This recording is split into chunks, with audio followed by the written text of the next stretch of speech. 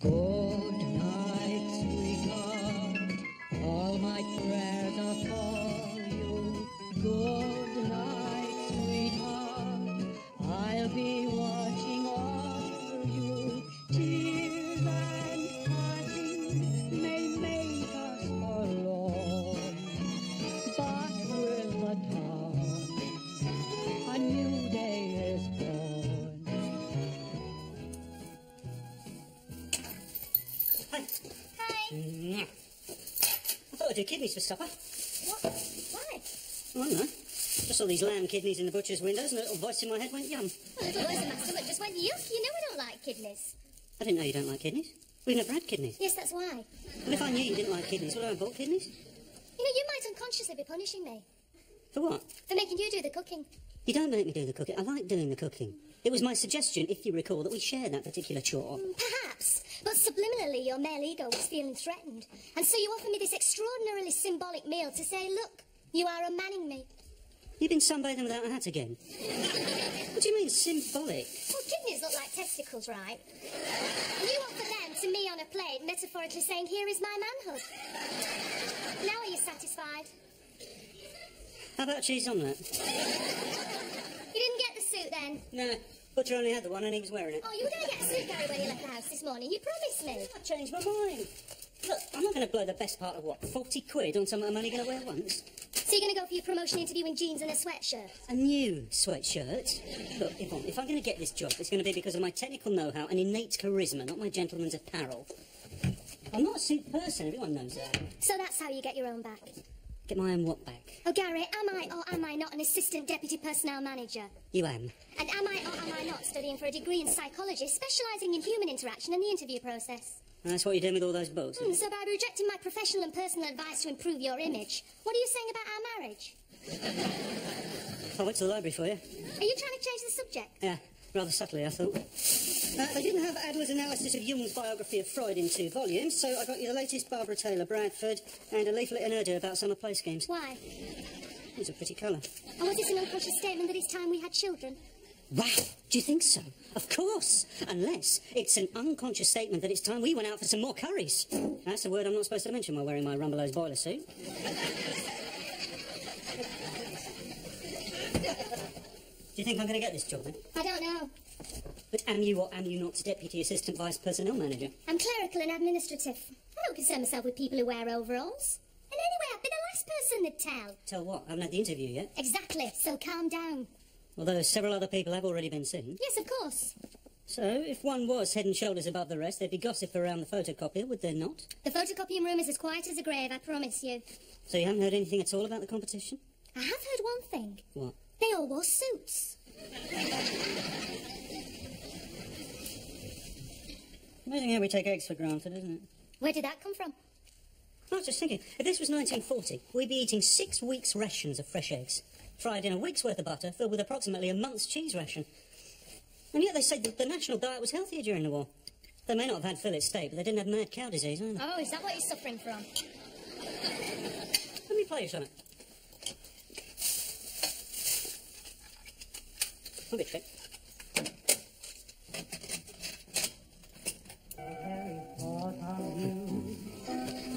Al Bowley. Who? Al Bowley, one of the most popular singers of the 30s, killed by a Jerry landmine in 41. Voice like a nightingale. Well, better than a nightingale, actually. I thought little nightingale's a very overrated bird. There's hardly any meat on it. Where did you hear him? Back in in that 1940s theme park I told you about. Fascinating era of the war, you know.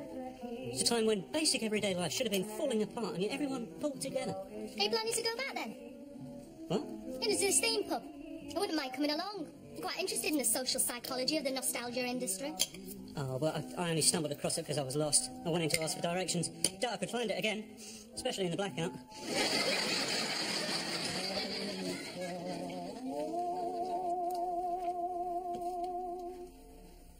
And I know my mind really did leave my body, Marty, because I was hovering above myself, and I saw my roots were growing through, right on the very top of my head. How could I know that any other way? Thank you, Alice from Bournemouth, where everyday life is an out-of-body experience. Well, if you've had something mystical or inexplicable happen to you, like going into a trance election day and waking up to find you voted for John Major, just pick up the phone and talk to Marty Harty on 071 303 3303. What? That's 071 303 3303. Whilst waiting for our first caller, let's have some music. Here's... Why are you doing this? You won't get through. Nobody ever gets through. Hello? Yeah, my name's Gary Baldy. Garibaldi. Yeah, Angelo Garibaldi. Yeah, my dad was Italian. No, I was born in London, that's why I don't sound Italian. No, I do look Italian. And our next caller is Angelo Garibaldi from Cricklewood. Hello, Angelo. Oh, hi, Marty. Bit nervous, first time caller. I hear you're also a bit of a time traveller. Well, I was in the East End looking for this address, and I went into this pub, and suddenly it was 1940. Beer was tuppence farthing, and there was an air raid. We all had to go down and shelter in a cellar because... Hello? Hello? Well, I think I can fairly say Angelo is winning our Looney of the Week award. How about Cilla Black and I Think I'm Going Out of My Head? Well, I think I'm going out of my head. Yeah, I was talking to Marty Harty, and I think I got cut off. Oh, I see. It's not very polite.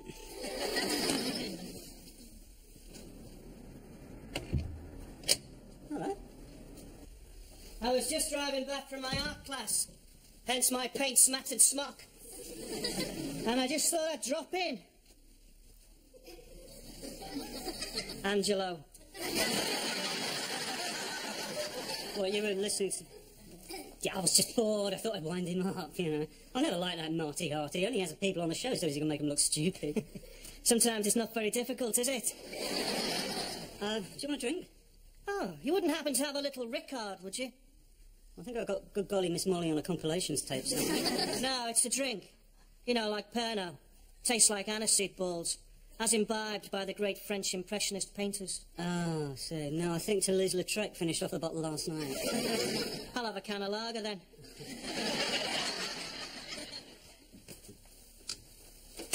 So, did you really wander through some time warp into a war-torn yesteryear?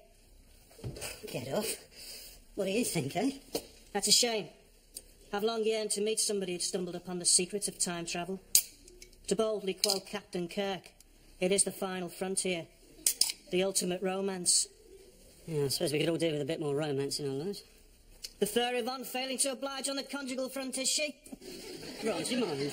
You're right, I'm sorry. It would be exciting though, wouldn't it? Travelling to a bygone age. If you could go back in time. Yeah, well, I promise you I can't, all right? But if you could, just once, who would you most like to meet? Beethoven? Oliver Cromwell? George Best? Ron, George Best is still alive. You can meet him for the price of a drink. Yeah, he's well past his sell-by date, though. I'd like to meet him in his prime. Befriend him. Get free tickets for Manchester United versus Benfica at Wembley. European Cup final 1968. 4-1 to United after extra time. If I could go back and meet just one person, it'd have to be Marilyn Monroe. I know it's corny, there's just something about her, you know, that vulnerability combined with a sensual knowingness. I'm with you with Marilyn. Here, how about going back to the set of The 7-Year Itch? You know, when she stood on that grating and her skirt all wafted up? In fact, I'd set my time machine for an hour before the cameras rolled. Then I'd secrete myself beneath the grating and wait for the fan to be switched on. You'd squander the gift of time travel to lie in a basement staring at Marilyn Monroe's knickers. Ron, that is really gross. Yeah, well, men were allowed to be gross in those days, before women's lib. And anyway, it's just a fantasy, isn't it? Yeah, of course. I mean, how can you go back to a time before your own birth, eh? Oh, well, that depends on whether you think of time as a straight road or a winding river. You care to elaborate? Well, if time is a river, then perhaps we can get off the boat, hike back along the bank to a bit of the river from before we were born. After all, 50,000 people a year go missing in this country alone. Where are they? You think they're all hiking about in the past? It's not entirely unfeasible, if you'll permit me the double negative. Oh, just this one. Take Lord Lucan, for instance. 1 minute, he's a fugitive from justice in the present day. The next, I'm reading a history book, And guess who was leading the charge of the Light Brigade back in 1854? No, I think that was one of his ancestors. So they say. You were right, I should have worn a suit. As soon as I walked into that interview room, I saw those 3 escapees from Burton's window. But how did the interview go? What did they ask you? Well, first of all, they asked me whether I thought jeans and trainers were suitable apparel for an aspiring manager. And what did you say? I said the imposition of anachronistic dress codes was one of the running sores infecting the body of British industrial relations. No, I only thought of that after I'd left the room. What I actually said was, I'm sorry, Mr. Watt, I've only got the one suit and the cat was sick on it. Smart thinking, Gary. One might say almost managerial thinking. Yeah? But then one would be lying. It's too late now. You've heard, haven't you? I haven't got it, have I? I haven't heard anything. I just meant it's too late to worry. And for all we know, you've got the job and we're worrying about nothing. Yeah, you're probably right. Yeah, there was one ray of hope. What? As I was leaving the interview room, Mr. Arnold wished the cat better. Okay.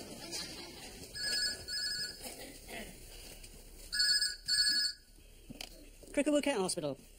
Oh, hello, Stella. Stella for you. Hello, Stella. Listen, I'm going to go down the off-license and get some more beers, all right? Okay.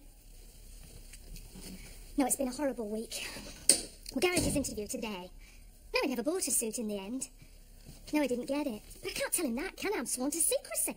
I feel terrible for him. I thought you'd gone. I forgot my wallet. Can I call you back, Stella?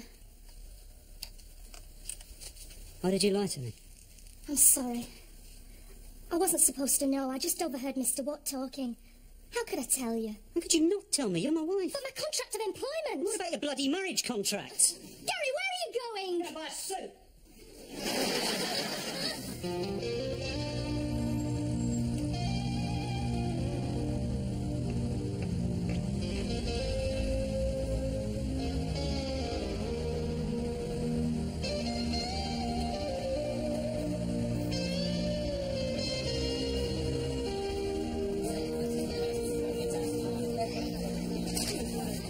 It is for me. Oh, yes, I don't see why not. Why don't you try it on, dear? Here we are.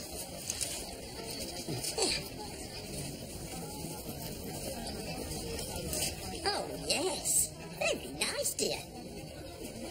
Can I try on the trousers, Sally? Yes, go in there.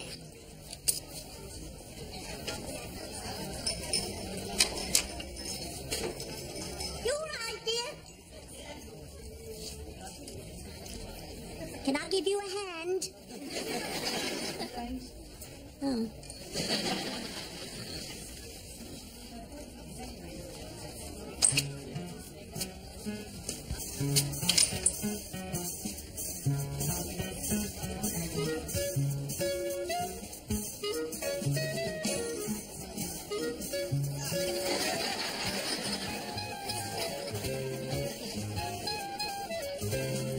Well, Very nice, dear. think I'd passed muster back in 1940? Very much doubted. I was around then, and you hardly ever saw a gentleman in a lounge suit wearing Reeboks. Yeah. You haven't got anything in an 8.5, have you? Let's see. So, here we are. How about those?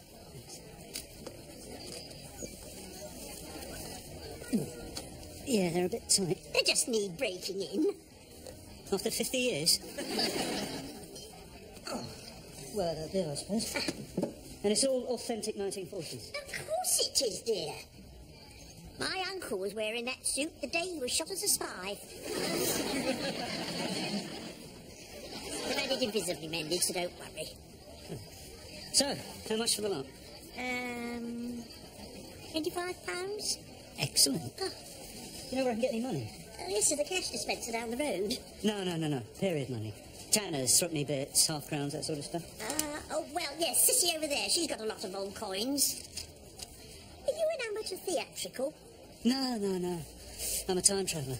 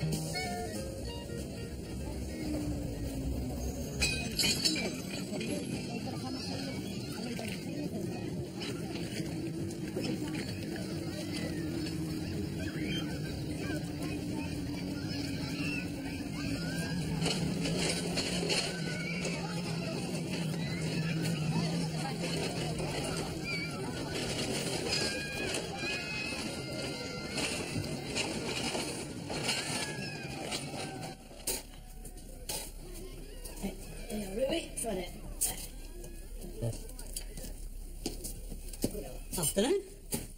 Half a bitter, please. Hello, it's you. You smarten yourself up a bit. Yeah, not bad for 25 quid, eh? 25 quid? I saw you coming. You look nice. Where have you been? He's from Cricklewood way, remember? He's not local. Yeah, well, actually, I've been a bit busy. Can't tell you what exactly, but I've got a present for you. She's a married woman, you know. No, it's for both of you. Oh. Bananas. Oh, where'd you get them? Contacts. I hope you're not a spiv on the quiet. Dad! Have you forgotten Gary saved your life last week? So everybody keeps telling me. Well, I've been doing a bit of liaison with the Yanks, you know. They got bananas coming out of their ears. What Yanks? They're not in the war? Not officially, no. Anyway, tuck in. Plenty more where they came from. Hey, no, not here. You'll start a riot. I'll have it later then. Is there anything else you're planning on doing later? Oh, well, we normally listen to the wireless on a Friday night. Oh, only last time you said about going dancing. Don't you know there's a war on? Dancing? Well, it's good for morale. Yeah, and Donna wouldn't mind, Dad. Oh, no. I'd have minded if your mum had gone dancing when I was up to me neck in muck and bullets. She did, though. What? Yeah, she used to go tea dancing up the Royal. I never bloody well knew. Boy, ladies present.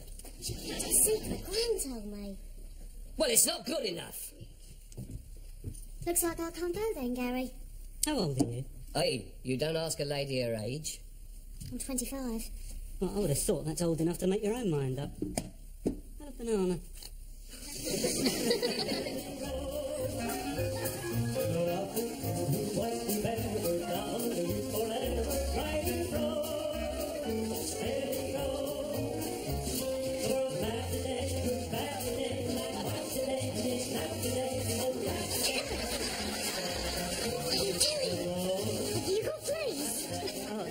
It's all the rage in Hollywood. Stop playing the foxtrot. Oh, I'm sorry, I can't do ordinary dances anymore.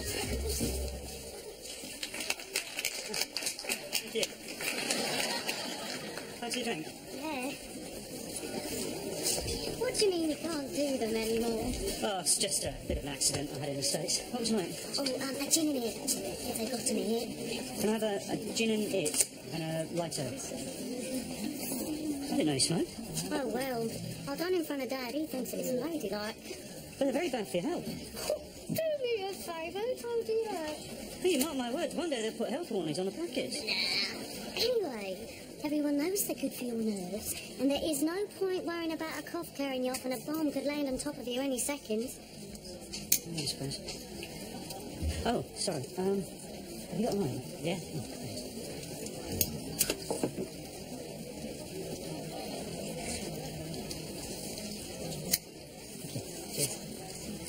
What happened in America then? Oh, just a bit of a car crash. You know how it is. You're driving in the Indianapolis 500 and you hit a hairpin bend at 75. Car somersaults, you wake up in hospital with both legs in traction. I'm all right now. Took 6 months to learn how to walk, but can't do the dances, except the slow ones. You sure you're not pulling my leg? No, really. Like I say, I'm all right on the slow ones. I knew it. You were just looking for an excuse for a smooch. Oh, I'm sorry, Gary, but... But you're a married woman, I know. 11 take, please. 11 take it? God, they know how to charge it, haven't they?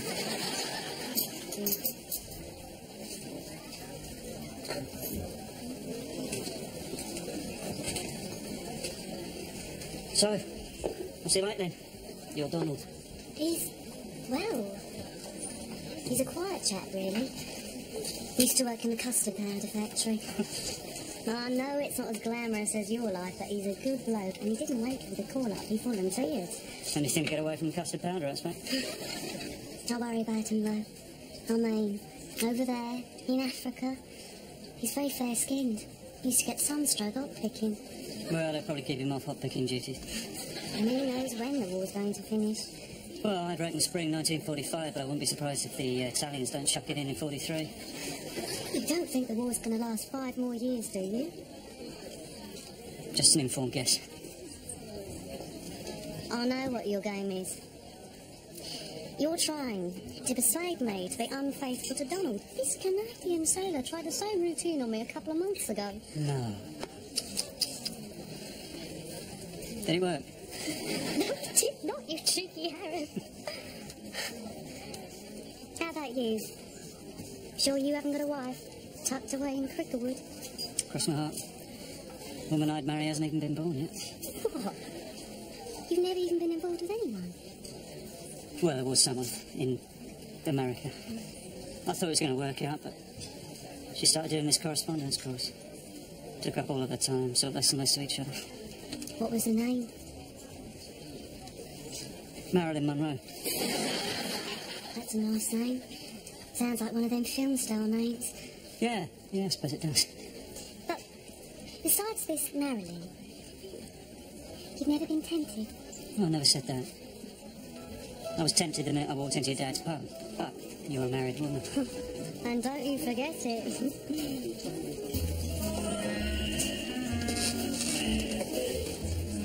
Are you going to ask me up for a dance then? Well, I wasn't allowed any slow ones. Hmm? I've changed my mind. Woman's privilege.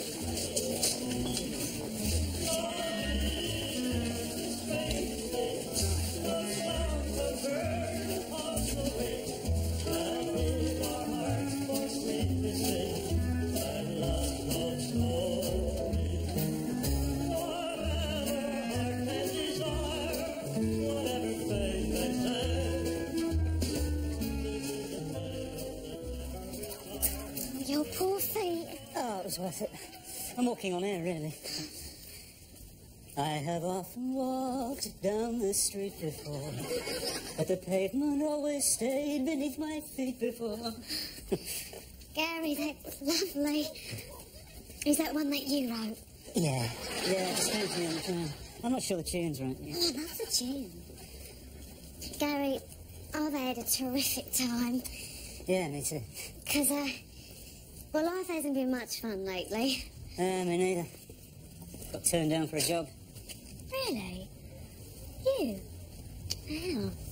Can't say. Very hush-hush. Oh. Well, I'm surprised you haven't been called up to do concert parties for Enso. Well, that was a job I didn't get. On account of the dancing. Still, you did all right on the slow numbers.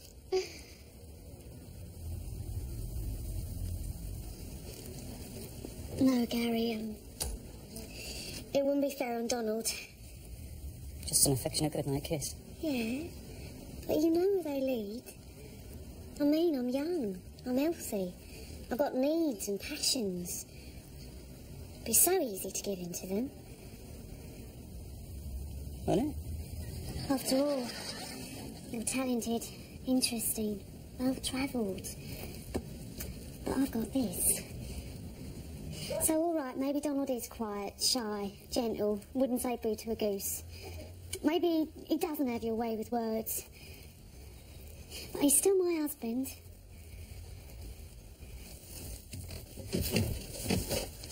What the bloody hell do you think you're doing with my wife?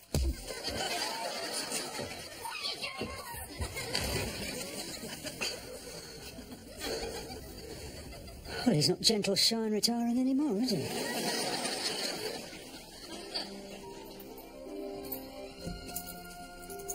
What's happened to you? Why, do you care? Gary, of course I care. What's happened? Well, you remember that theme pub I told you about where the landlord fell down the open trapdoor and banged his head, stopped breathing, I had to give him the kiss of life? How could I forget? Yeah, well, I was just passing it. You said you'd never find it again. Well, I was wrong, wasn't I? Anyway, I popped in. I was made very welcome. It's made a pleasant change. Then they got very busy. I offered to help out behind the bar and Didn't know the trap door was open. And now you want me to give you the kiss of life? No, that won't be necessary, thank you.